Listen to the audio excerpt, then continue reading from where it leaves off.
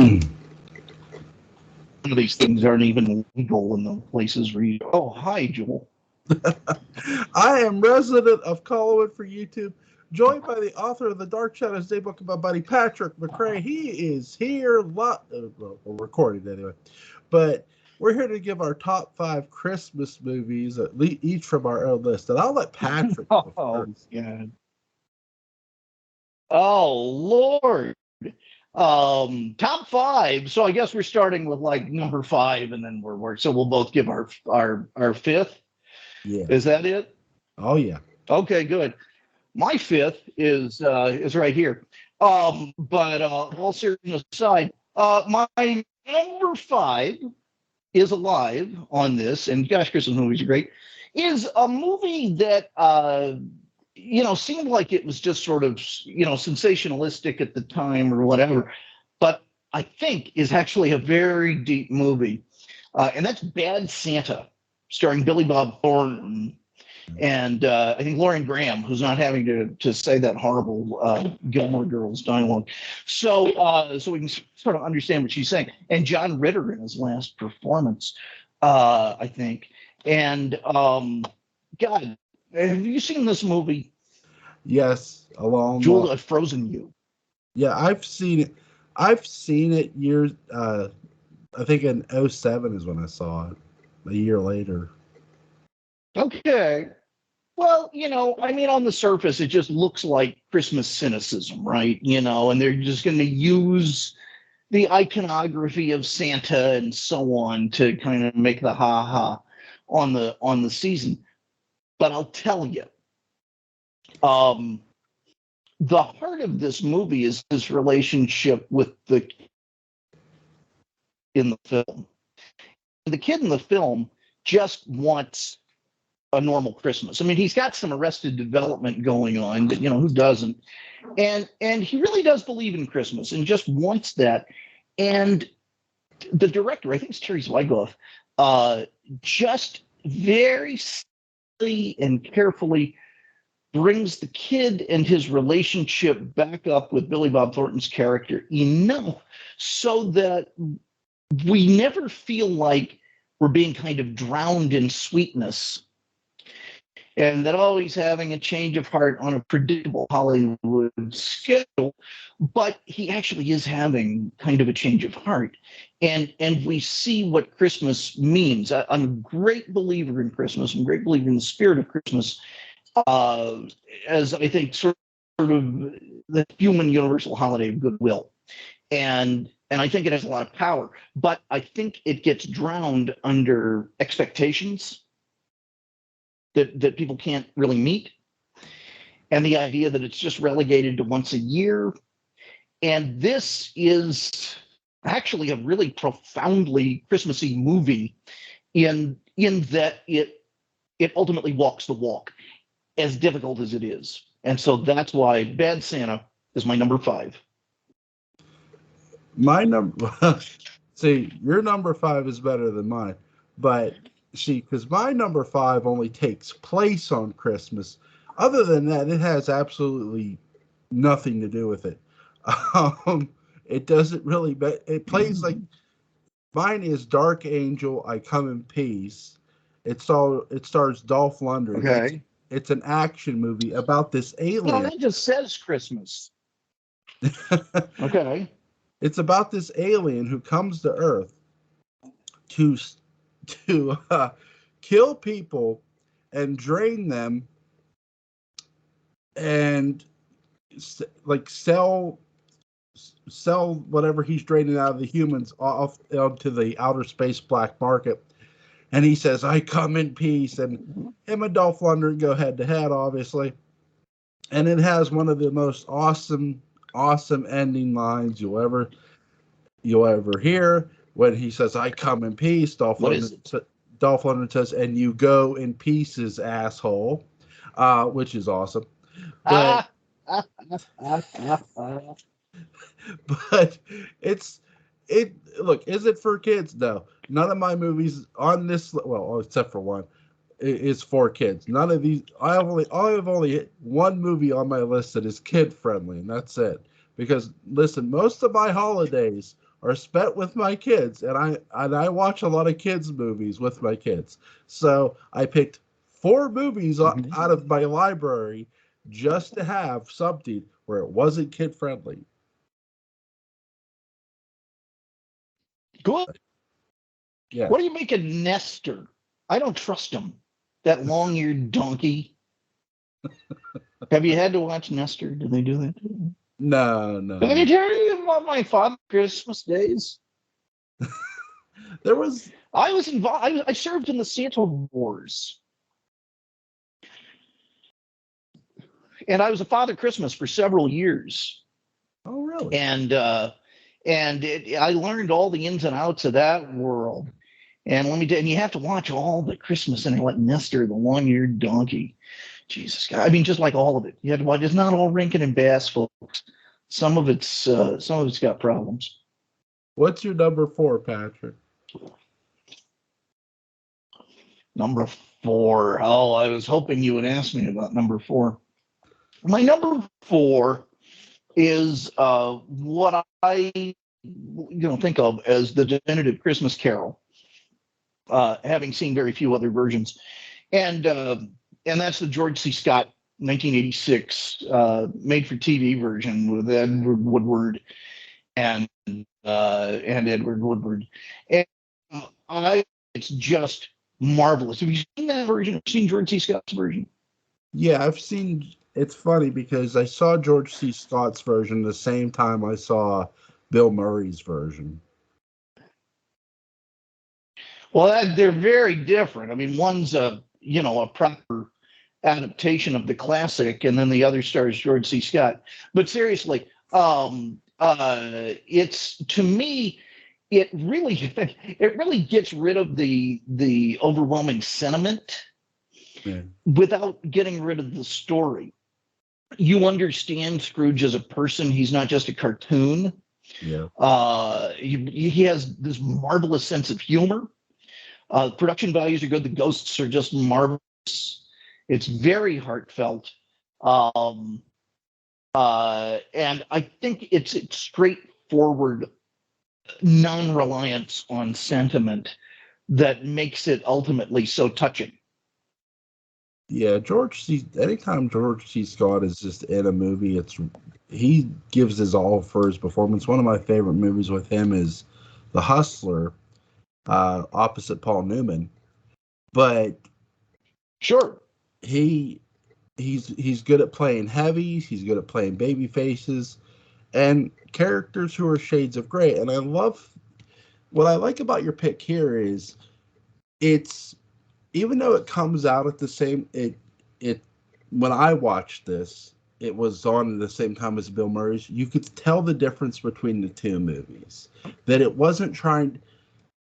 Every version of A Christmas Carol to me feels different, and George C. Scott's does too. He gives a great. I love his interaction with death, and he does such a great job being afraid, and where in to suppose this to Scrooge, where Bill Murray's being burned alive, he's how do I put this? George C. Scott's portrayal of Scrooge sort of arcs me back to the original Christmas Carol with Lionel Reginald, I think is his name. I probably butchered it, but I mean, Alistair Sim, yeah, there's a lot of Scrooges. yeah, there is. But he really does a good job. So I like your number 4 pick.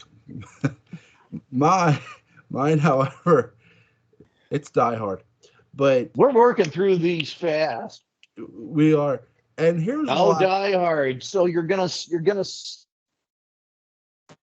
settle whether it's a movie. Well, Here's why I put Die Hard on my list. Again, I picked. I'm not fighting you. The first list I had was some of it was pure Christmas. This is Christmas with a bit of action or horror in it.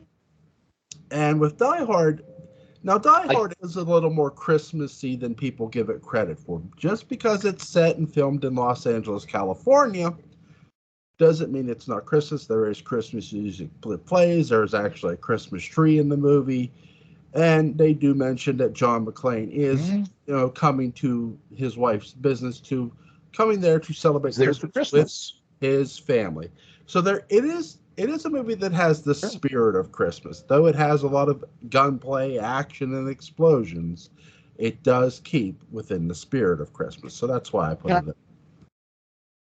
Can I ask you a question? Sure. Do you imagine as Santa drops gifts down the chimney, he says, "Yippee-ki-yay, motherfucker"? Yes, I do. Okay, good. Merry Christmas, folks. This one's for the kids. Joe, what are we doing for the kids? We'll talk about Christmas. Time to grow up. That's a Christmas gift, kid. Listen. Toughness lessons. Most people who know me know I have two kids. Okay, I watch Christmas movies with them all the time that are very appropriate. Well, that you acknowledge. You have two that you acknowledge. Go on. Yeah.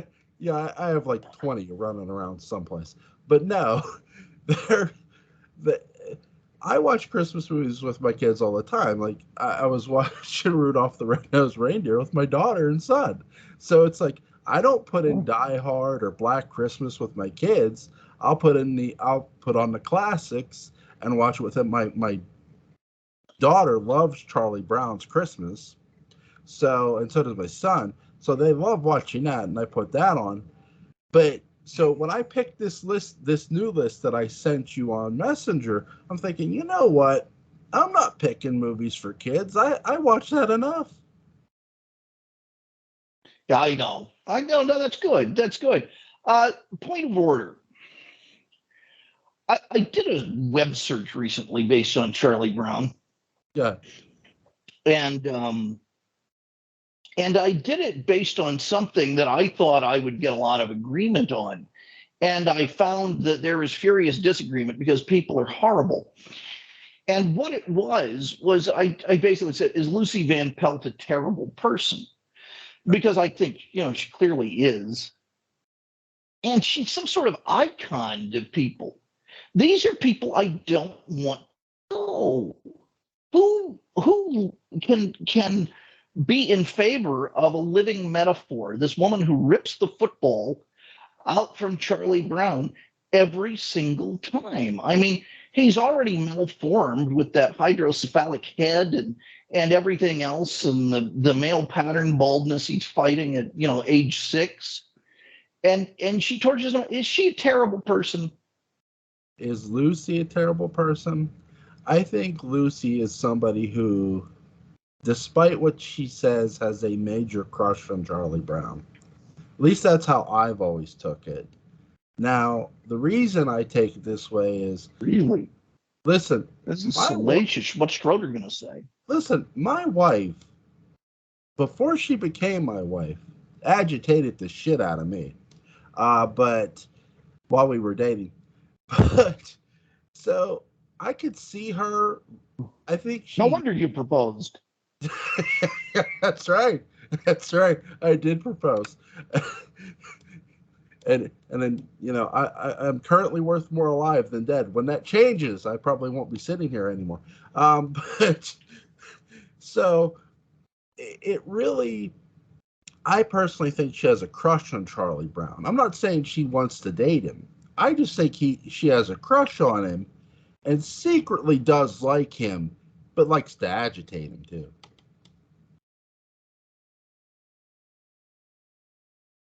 Okay. I got enough people to rip the footballs off from under me, if that's what we want to call them, on a regular basis. I was confused by Charlie Brown as a kid because it wasn't amusing. It was usually kind of depressing. And I guess they have each other. That's sort of the message, is that they have each other. But I just found it kind of depressing. I don't know. That's just me. Maybe I can change. Oh, goodness.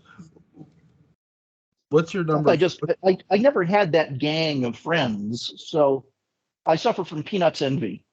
Um, what? Yes, number three on my list is the Amicus. I think 72 Tales from the Crypt, where runs, as is later reenacted on American Horror Story, which is a bad show.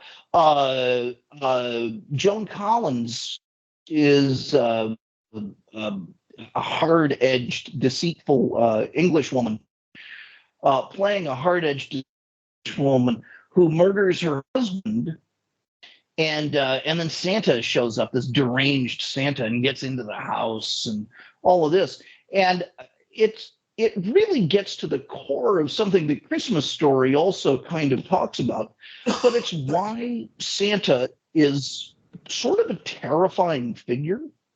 Yeah. You know, he's this weird old man who knows a little too much about you and is sitting in judgment, and you know, and then will do bad things to you. You know, if you look at the Santa legend, in fact, the whole Santa scene, because as I said, I was in the Santa business for a while. It's really strange. You know, in Europe they have Krampus, Yes. who, you know, handles the bad stuff, but in America, it's all one guy. Yeah. And we have a very conflicted relationship with him, and a lot of kids find Santa scary. And you know, when we think about the trust that we put in performing Santas and so on, which is a lot. I mean, so many of them are great people, and they're sort of these international ambassadors of goodwill, and I really mean that. And they do some extraordinary things. But I met some creeps, some real creeps in the Santa biz, and I get it. And this movie's very honest about that, emotionally. I like that. I like that pick. I've seen the episode. Very good episode, by the way. My number three. Well, it's now, you know, it's a whole movie. It's a whole movie. Oh, that's because right. This is before the HBO stuff. That's right. I forgot about that. Yeah, it's a great movie. But my number three, I think I have Black Christmas at number three, the original. So Okay. here's my thing. I do like this movie, and I like it because you never find out who Billy is, ever, and you really don't know all that much about him. I mean, very little is answered other than he's committing, you know, rape and murder on Christmas. And he's, you know, pestering a lot of young college kids and these sorority girls. Wait, I will. Jule, Yes. Jule, wait. You threw in on Christmas as if that's the bad part of committing rape and murder. Let's just be clear that rape and murder are bad on Arbor Day, on, you know, Lincoln's birthday, on Talk Like a Pirate Day, on any day. Yes. They are choices not to make. Yes, we do not make those choices. They are very, very on bad. Christmas. On any day. But here's what gets me about this movie, and here's why I think it didn't catch on the way John Carpenter's Halloween would 4 years later. And it's very simple to me. Number one, your protagonist really does not start off as your protagonist because you have many other potential protagonists going along before any murder is committed. Mm-hmm. Jess isn't made the clear protagonist right away the way a Laurie Strode is made the clear protagonist in Halloween early on. I like Jess as a protagonist. I think she's pretty good. But I think if it would have been just her, if instead of being in this sorority house with these other women who had the potential of being the protagonist, it would have been a lot better. This movie would have gotten a lot better result. I do think it's a good movie overall. The fact that John Saxon is in this movie, he is really, really good in it. He's good in anything pretty much. He is Christmas. He is Christmas. Yes. But it's really, really good. So that's my number 3 is the original 1974 Black Christmas. I've never seen it. Really? I've never seen it. I want to see it now. I've never seen it. Yeah. You sold me. It's really, I don't think, again, I'll warn against this. It has very crude language in the beginning, but because here's what I'll give the filmmakers credit for, because they don't show the rape, which I like. You don't have to show that. They do show the killing, the murders, which makes sense. It is a slasher after all. But Billy as a killer is very unique in the way he is outsmarting everybody. And I don't want to spoil it anymore by talking about it, because I know you haven't seen it, but do give this a watch. It's worth a watch.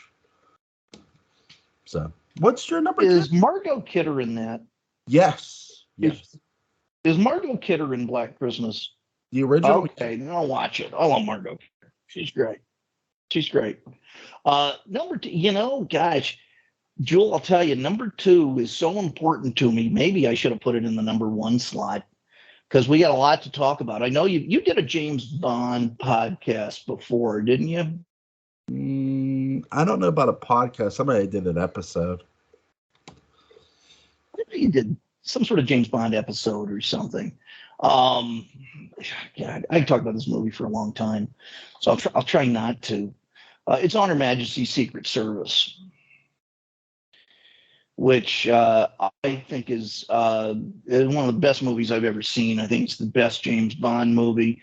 I think the fact that George Lazenby is in it is a wonderful thing, because I feel like I'm watching James Bond. I don't feel like I'm watching a Sean Connery movie where he's playing a guy named James Bond, or a Roger Moore movie where, he's playing Pussy Galore or whatever. I'm actually watching James Bond. And so I like that. It's a serious movie. And the fact that, real romance comes into Bond's life at Christmas sums up so much of the spirit of hope in that season. And there's, we see Bond legitimately frightened in the film, which humanizes him so much. And, he's escaped Piz Gloria, and he's running around Switzerland, and he's hiding in that, ice skating rink. And who should show up with a sort of almost comically staged inevitability that it can only feel like real life, but Teresa, and his look of gratitude says so much about that character, and the character evolves so much, and I completely believe the proposal in that moment. To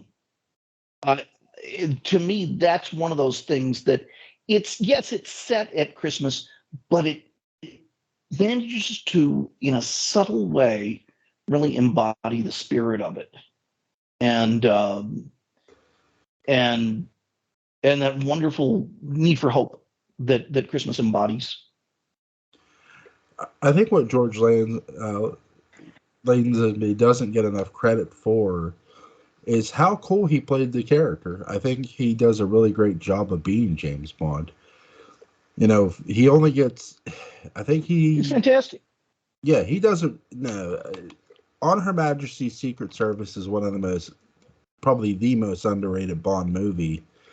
And simply because, as I've been told, not just by you, but by many of my friends who have read the novels, he played it like it was in the book. Which, okay, great. And the plot is very close to the book. Yep. And so I love the line. He goes, I wonder if anything like this happened to the other fella. It's like, that was so good. Yeah. It's like, he says it's so like cool. Well, and they just get it out of the way. There had never been another James Bond, and Connery was so huge as a star that you got to acknowledge it. I mean, normally I hate winking at the camera and breaking the fourth wall and all that Joss Whedon stuff, but here it works. It really works. It says what everybody's thinking. Who would you cast to play Bond today?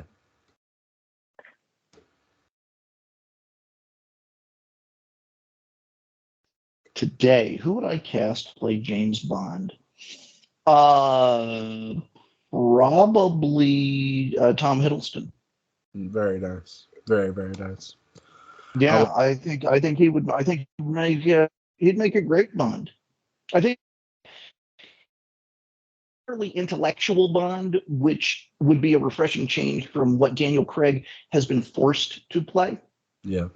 I won't say that that's not in Daniel Craig's wheelhouse, because it very much is. He's a brilliant actor. He's a marvelous actor. I think when you watch Knives Out, you see a reflection of the James Bond he would have enjoyed playing. But I think with Hiddleston they would have to go that route, and it would be terrific. Who would you cast to play James Bond? I would go Adam Driver. I really think again though too, I'd like him to play Lamont Cranston or The Shadow, but I think he'd make a great James Bond. He's already got the nose. Yes, he does. Absolutely. Yeah. I mean, yeah, him. Yeah, sure. But would you really cast an American? Well, listen, they cast British actors in American roles that sound American, so why not? Why not? Now, wait a minute. What about Sherlock Holmes? What about that guy? Who is he? Oh God, I can't think of his name now. It's not Ron Jeremy. It's he plays Doctor Strange. I can't think. He looks like Spuds McKenzie. Who? I know who you're talking. Who am I thinking of? The guy who. Why can't I think of his name? I can't think of Benedict Cumberbatch. Yeah, that guy. Cumberbatch. Yeah. He'd be great. Yep. Yeah, he would. Cumberbatch. Yeah. I'm trying to think if there's anybody else who. Rowan Atkinson. Yeah, I'll tell you. I'm trying to think of the what about Michael Winslow, the guy from the Police Academy movies who did all the sound effects? How about him? Why not, right? He needs a job. Anthony Daniels. He ripples with masculinity. That gold suit can barely contain him. That is true. I had another movie as my number 2 for my Christmas list, but I think I'm going to swap that one out for another one. I know this movie is not necessarily all set. Right. The movie I have in mind is not set on Christmas. There is a meaning of family, of betrayal, of togetherness at the end.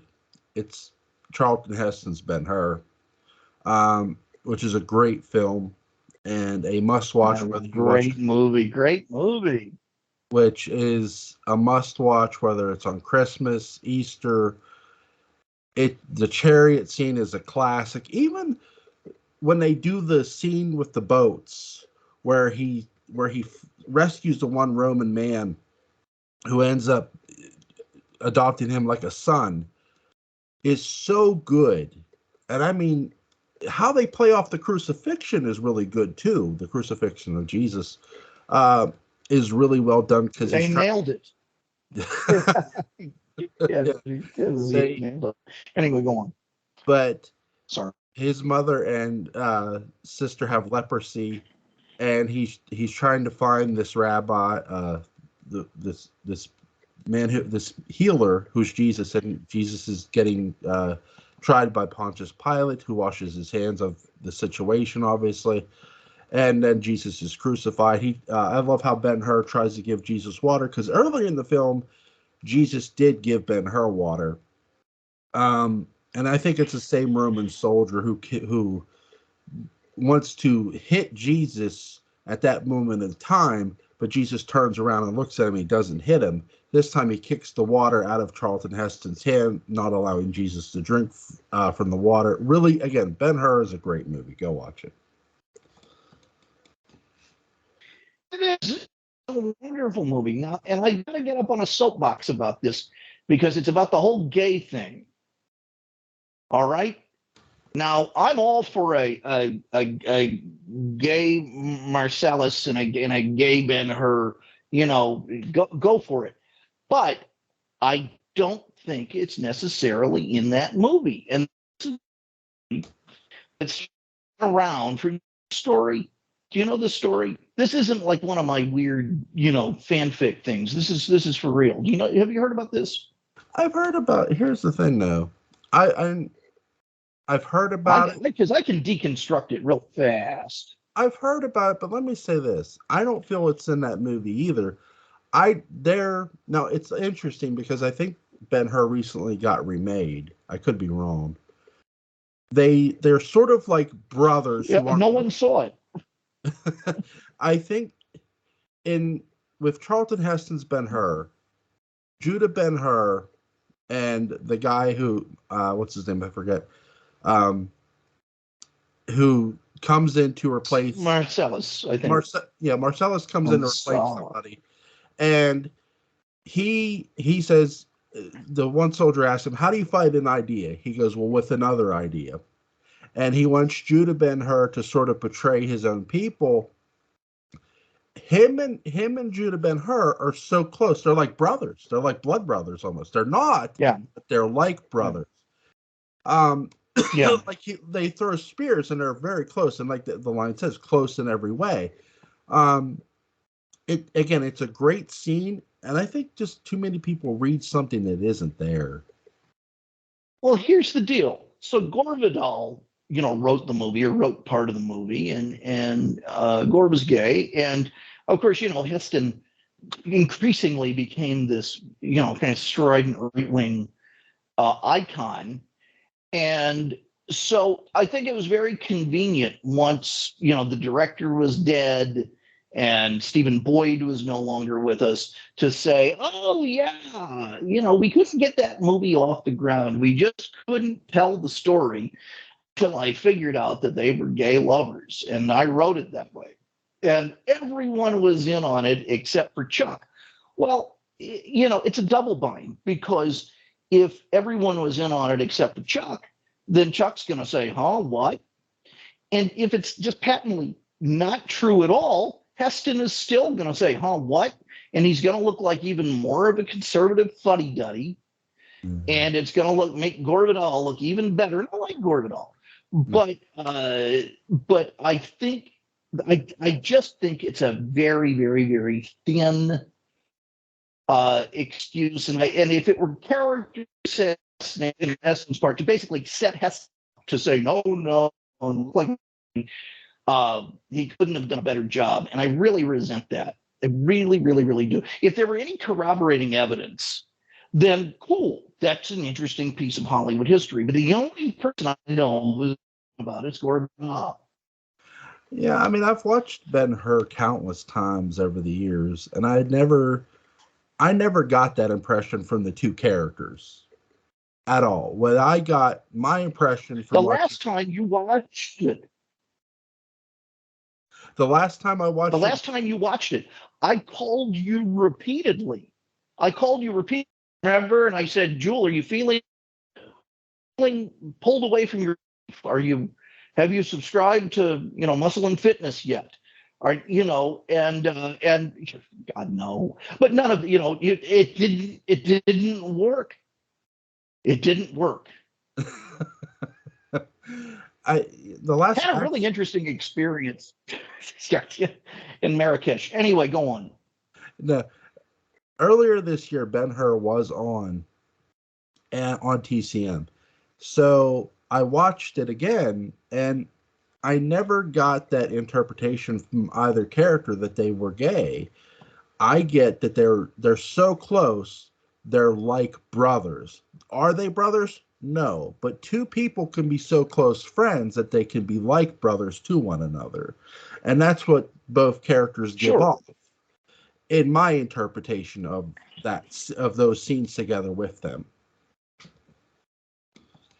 It's like Hal Needham and Burt Reynolds. Yeah. Um, What's your number one? It's a movie that has been sort of turned into a cliche, and that's a shame.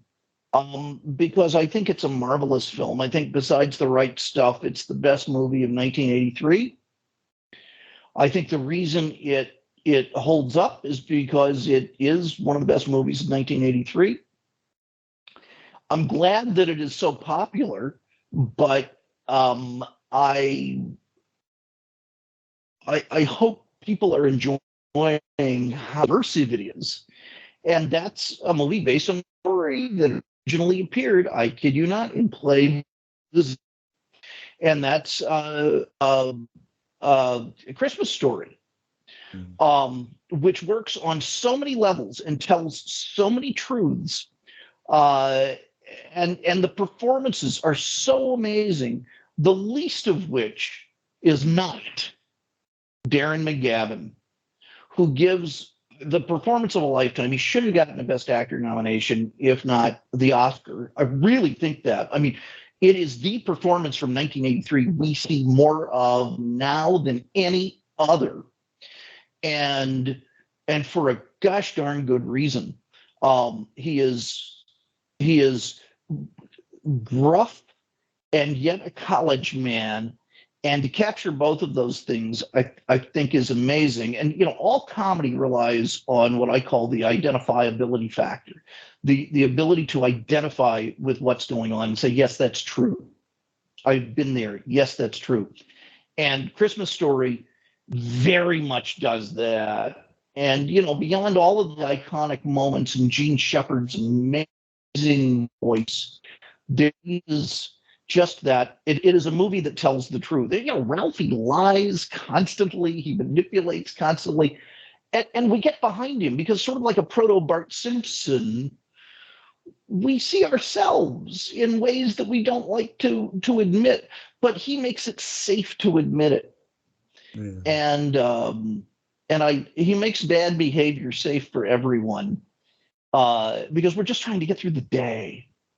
Yeah. And that is what I love. And if you read Gene Shepard's short stories, you can actually, through 4 books, follow Ralph Parker's entire life, at least into adulthood, where it's nothing like that movie they just made, where he is kind of a bitter, alienated guy, living in a skyscraper in New York, separated from everyone.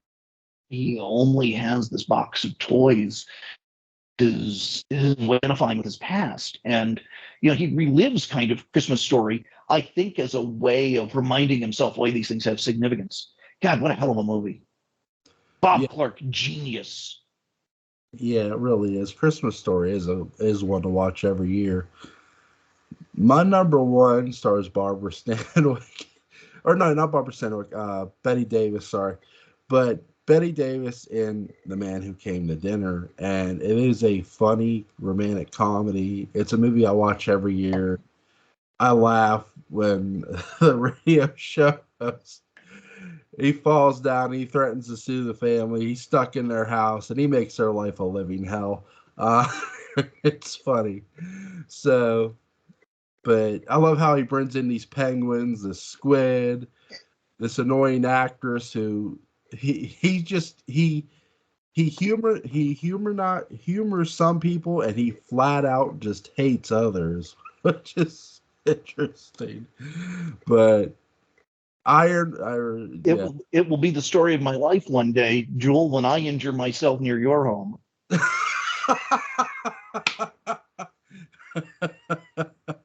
Ho, ho, ho. Coming soon in 2023. But here's the thing, Pennsylvania, here I come. Yeah, here's the thing, though. I don't have steps, so we're good. I mean, the only thing I have close to that is like I have an I'll elevated. figure out something. Yeah, I have an elevated sidewalk, and if you fall off that thing, Elevated sidewalk. All right. well, here's the thing. Those things get awfully slick, Jule. They do. I will agree to that. But my sidewalk is weird. Like I have an upper part of my sidewalk and then there's the lower part of my sidewalk. It's like a step down. But Taking notes. yeah, yeah, I bet you are. But yeah, it does. I do put enough salt on it so ice stays off of it. So, which I'm sure you'll be kicking the salt You off. bring salt, I'll bring the pepper. Yeah, I have a feeling. I'll bring the pepper, baby. Yeah, my wife. Hey, hon, Patrick's laying out here on the ground. Is he? Yeah, okay. Yeah, it's gonna be 4th of July that I'm gonna slip on that ice and I'll still be there at New Year's. I believe it, brother. I believe it. Oh my God. The ultimate Uncle Buck. The ultimate Uncle Buck. Sometime you and your wife are gonna go out of town. I'm gonna watch you after those kids, and it's gonna be chaos. They're gonna love me. They're gonna love their Uncle Patrick. Oh my God. We're going to break so many minor laws and not get caught. But minor laws. I don't know. You know what I'm proud of? What's Neither of us mentioned Home Alone. I'm so happy that neither of us mentioned Home Alone. No, we did not. Maybe there is a God. Home Alone is not on either of our lists, so it did not make the cut. But our movies are all very, very, very good. Go give them all 10 of those movies a watch. They're very fun. Some of them have action in them. Some of them are very Christmassy more than others. I think Patrick had more Christmas movies on his list than I did. I love the Tales from the Crypt one. That was awesome. I did. What's up with that? That was. So which one? The Tales from the Crypt one? It's a hell of a movie. Yeah, really, really good. Is there anything you want to add before we go, Patrick?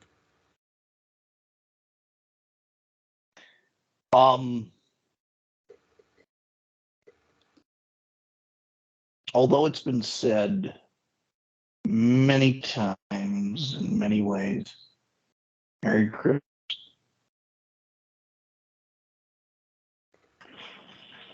Yeah,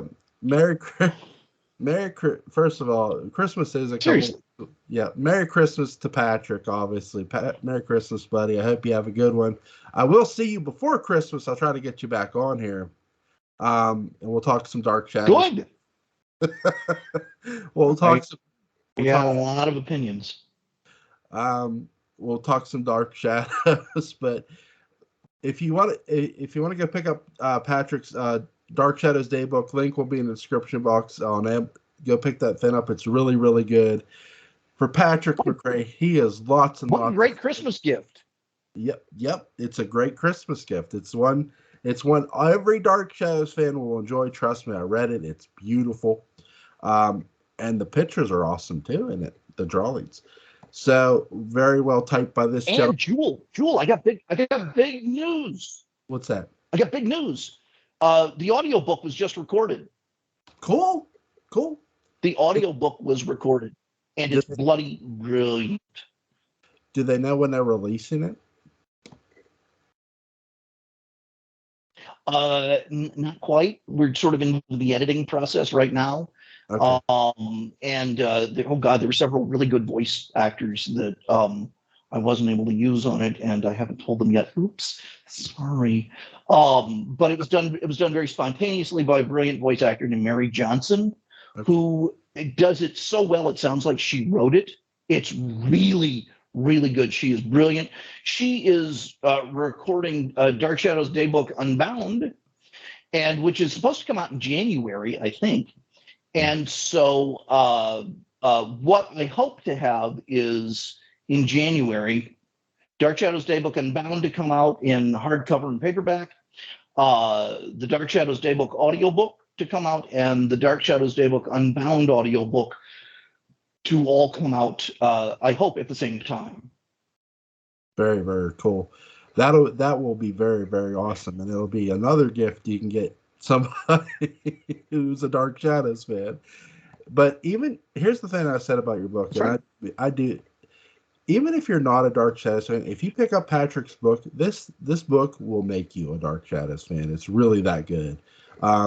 It's very That's great. educational, Thank you, Jule. a lot of great insight from Patrick. But go pick up the Dark Shadows Day book. It's really, really good, really well written, really well drawn by Wallace, artwork by Wallace McBride as well. So for Patrick McCray, he'll be back sometime. I'll get him back on here so we can talk some Dark Shadows. I love your Christmas list, dude. It was awesome.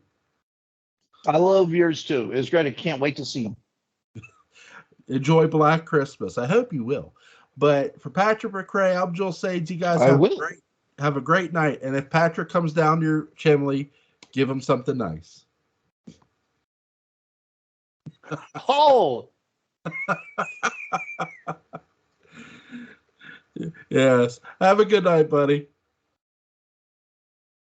bye. Bye.